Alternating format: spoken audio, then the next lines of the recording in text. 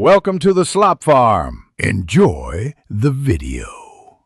You've got the alert, act now. Open a browser and go directly to account. Google com/security and sign in. Once done, review recent security activity and the devices list for anything you don't recognize. If an entry looks unfamiliar, tap it to see details and select "That wasn't me." Make sure to note times and device types for later. This step stops further compromise and gives you the evidence needed to force sign-outs and start recovery without clicking any suspicious links. Now you must harden access. First, change your password to a long, unique passphrase and save it to your password manager. Once that's done, enable two-step verification using an authenticator app or a hardware security key. SMS is okay temporarily, but less secure. Then go to third-party apps with account access and remove any apps you don't recognize.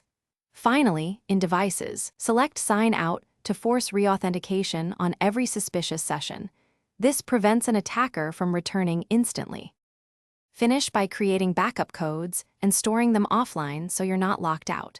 Update your recovery phone and email to current trusted contacts and remove any old or unused recovery options. Make sure your password manager and devices are updated with the new credentials. Once complete, enable security alerts on your account so you get notified immediately if anything goes wrong. If you lose access or see persistent suspicious activity, use Google's account recovery flow and Thanks for watching. Consider subscribing if we helped you today.